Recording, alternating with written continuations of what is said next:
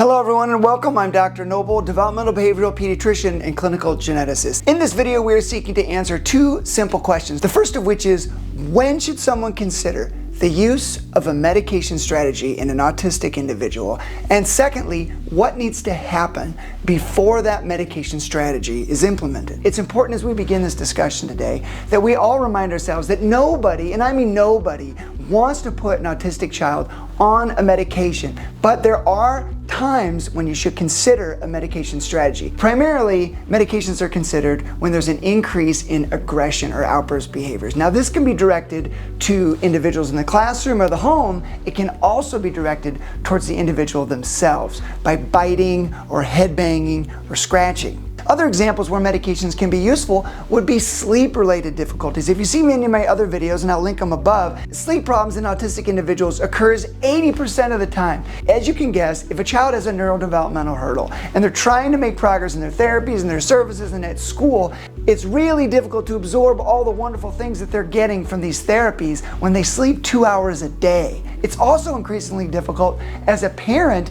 to get them to and from these appointments and be a functional adult when you're only sleeping 2 hours a day. Sometimes we'll consider medications when there's a new onset obsessive or compulsive tendency. This might include an increasingly complicated series of events that needs to occur before a child can make a necessary transition. So think about them touching something one time, and then now they have to touch it twice, and then they have to touch 5 things 5 times, and then they say something, then they need you to repeat it a certain way, but now they need you to repeat it a certain way, but you have to have the correct intonation. I have seen this play out in my clinic multiple times. The perseverations, the scripting becomes increasingly more complicated, making it nearly impossible for the child or the family to move forward in their day. We also consider medication strategies when there is an absolutely disastrous ability to focus and attend to tasks.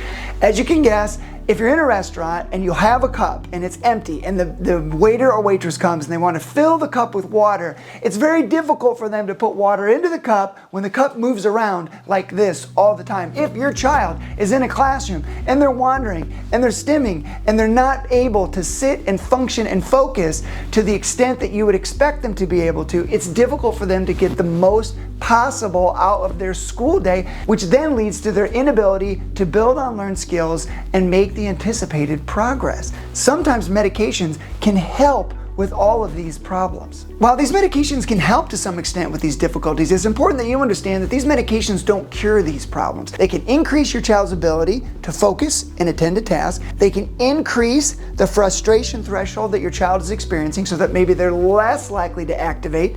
They're more pliable in certain situations. They can help initiate sleep in a more timely manner, but they do not cure these problems. Medication strategies only work to help alleviate some of these difficulties to an extent. The problems that we've just discussed can happen at any point along the journey. Sometimes an individual will have been without medications and without significant behavioral difficulties for a long time, but then they get hit with puberty. Or you move to a new house, or there's a divorce, or there's a death, or you change the color of a wall.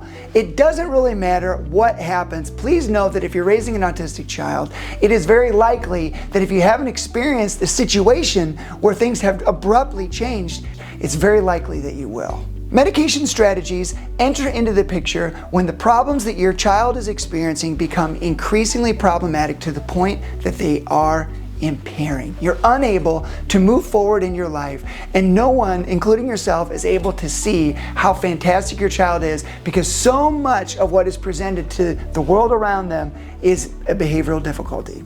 The next question we want to answer in this short video is what needs to happen before a medication is started. By the time people get to my clinic in order to discuss these behaviors, there's no question that the behaviors themselves have become so problematic that it warrants a discussion with a subspecialist. But oftentimes what people don't consider is their philosophical belief system in regards to medications. Are you open to prescription medications? Are you willing to sit down with the provider and have a very candid discussion about the strengths and the weaknesses, the benefits and the drawbacks of a prescription medication that could provide some value for your family. Please know that I didn't spend the majority of my medical career just trying to figure out how to put kids on medications. That's not my goal, it's not my interest. And if you and I share that goal to keep your child off of medication, we are on the same team. But my job is to help you understand your options in the event that things do not improve or they worsen. If you're not open to prescription medications, how do you feel about natural interventions? Are you willing to look at some more natural strategies that have been proven to decrease hyperactive and impulsive features or facilitate sleep onset? The time to figure out what your philosophical belief system is about prescription medications is not when you're in the room with the physician. Of course we can have that conversation. Of course we can go through the strengths and the weaknesses and the drawbacks. Maybe you need more information, and please know that we're more than willing to provide that. But the time to lecture us on how terrible medications are and how you would never consider doing that for your child is not when you're in the clinic. Understand and think that through before you come. The next thing we do before we start a medication is we have to interrogate the various transitions of life that may be precipitating the problems that your child is having. If we can turn down the dial on other problems that are external, things that we can control without manipulating the neurochemistry of a child's brain, let's do that. Sometimes they need a different classroom. Sometimes they need a different bed. Sometimes they need a different environment, or they need a schedule and a routine to be more closely followed. If we can manipulate the external environment of a child's life to minimize the behavioral struggles that they're experiencing, that is always the first choice. Behavioral changes in autistic individuals typically have one thing in common, and that is transition. And not just transition from one room to the next, or a high preference activity to a low preference activity, but it's transitions in general. Transitions socially, so you move to a new house, somebody moves in or out, there's a birth of a sibling. Transitions therapeutically, they haven't been able to access the necessary therapies and services, build on learned skills, and they're unable to effectively communicate. Or they were a part of an excellent therapy, they responded well to the routine of this therapy, and it was abruptly discontinued. Or physical transitions. Think about puberty, think about illness. Did you move? Are you gonna move? Has someone moved in? Has someone moved out? Is there a puppy? Is there a lack of a puppy? Do you need a different couch? Is there a therapy that you need to quit? Is there a therapy that you need to start or resume? These are examples of social transitions that can be increasingly problematic and activating for autistic individuals. Next, let's think about the medical transitions of life. Is your child sick? I know this is a silly question, and I know you've thought this through, but autistic individuals tend to have an increasingly high pain threshold. They could be sitting on a dental abscess, a urinary tract infection, a corneal abrasion, or an ear infection, and you wouldn't even know. They could be terribly constipated and uncomfortable all the time, and you might not know until it crosses a certain threshold where behaviors are now what they're demonstrating. Lastly, think about psychiatric transitions. Autistic individuals can have a host of comorbid conditions. It could be anxiety, it could be obsessive compulsive disorder, it could be depression, it could be bipolar disorder, it could be schizophrenia. It could be that you're in a spot in their life when we need to zoom out and consider other psychiatric illnesses that may need to be taken into account. Let's spend some time going through the medical evaluation. A medical evaluation always starts with a history and physical. Questions need to be asked. An evaluation needs to occur. I know your child doesn't want to come see me. Believe me, I don't want to see myself most days. They don't want to be under the fluorescent lights. They don't want to go through the parking lot. They don't want to ride the elevator. Or some of them, that's all they want to do is ride the elevator. But nobody wants to come in for a medical evaluation, but it's so important for a provider to see a child, to lay hands on them, and to ask a series of questions, irregardless of how well the child complies or doesn't. After the history and physical, you have to look for some common instigators of behavioral difficulties, such as a new onset seizure disorder. This can happen overnight. You can see staring spells during the day, or you can see some of the more obvious features of seizure, which we all know. But please understand that a seizure evaluation is something that needs to be considered. We also want to look for inflammatory markers, so sometimes this means we need to get blood work. We need to look at a CBC to see if they're anemic or if there's an iron deficiency issue. We need to look for other markers that could indicate inflammation, like maybe there's an appendicitis that we haven't detected, maybe there's an underlying inflammation of the gut. Oftentimes we'll conduct a urinalysis.